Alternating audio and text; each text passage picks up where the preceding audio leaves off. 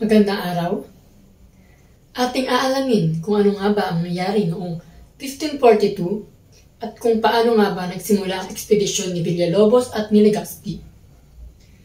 Ating balikan ang historical background ni Villalobos at ni Legazpi.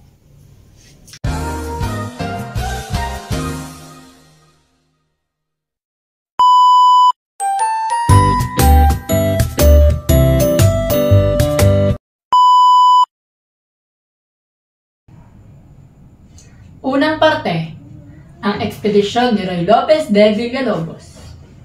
Si Ruy Lopez de Villalobos ay ipinadala noong 1542 ng Viceroy ng Espanya upang mamuno sa ekspedisyon patungong Las Islas del Poniente o kilala ngayong Pilipinas. Sa pagdaong nila sa Samar at Leyte noong 1543, pinangalanan ni Villalobos ang mga pulo bilang Las Islas Pilipinas, bilang parangal kay Prince Philip ng Espanya. Mula rito, unti-unti nang ginamit ang pangalang Pilipinas hanggang sa ngayon. Ang layunin ng kanyang ekspedisyon ay ang magtatag ng permanenteng kolonya at palawakin ang teritoryo ng Espanya sa Asia. Dala niya ang mga 6 na barko at humigit 300 na mga tauhan. Subalit, hindi naging matagumpay ang ekspedisyon. Kinaharap nila ang mga kakulangan sa pagkain, sakit at labanan mula sa katutubo at mga Portugis. Bumagsak ang migrasyon at sa kasalukuyan namatay si Villalobos sa isla ng Ambon noong 1546.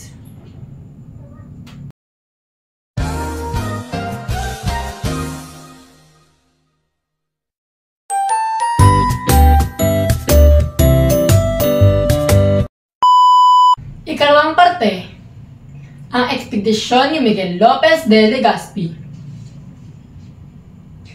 Makalipas ang 2 dekada matapos si Villalobos, isang bagong leader ang kanilang ipinadala na si Miguel Lopez de Legazpi noong Nobyembre 21, 1564. Umalis si Miguel Lopez de Legazpi sa Barra de Navidad, Mexico.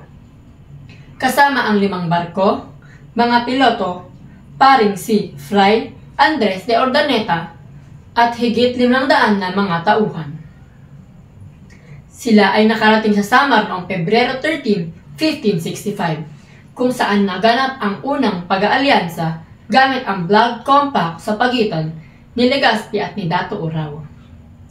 Pagkalipas ng 1 buwan, sila naman ay napadpad sa Bohol at nagtatawag ng simbolo ng kapayapaan at pagkakaibigan sa pagitan ni Legazpi at ni Dato Sikatuna noong Marso 16, 1565. Ang pagtapak sa Cebu. Tumaong si Legazpi sa Cebu. Sa una, sinalubong sila ng pag-aalinlangan ng mga lokal. Ngunit dahil sa diplomansya, unti-unti niya nakuha ang tiwala ng mga pinuno gaya ni Raja Topas. Ang Cebu ang naging kauna-unahang permanenteng pamayanan ng mga Kastila sa Pilipinas. Pagsakop sa Maynila. Noong 1571, nakarating si Legazpi sa Maynila at nakipaglaban kina Rajo Sulaiman at Raja Matanda. Sa una, naitatag ang Maynila bilang kabisera ng kolonya at doon nagsimula ang higit 300 taon pananakop ng Espanya sa Pilipinas.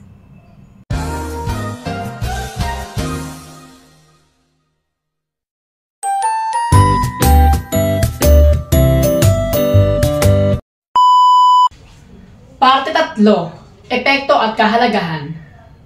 Ang mga ekspedisyong ito ang naging daan upang malaman natin ang pananakop ng mga Kastila sa ating bayan.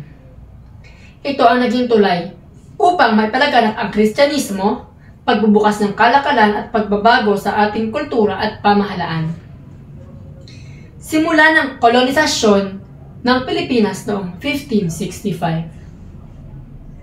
Ngunit, kasabay ng mga pagbabagong ito, ang pagkawala ng ating kalayaan, ang pagkawasak sa ilang bahagi ng katutubong kultura, at ang simula ng mga revolusyong huhubog sa ating pagkatao bilang mga Pilipino.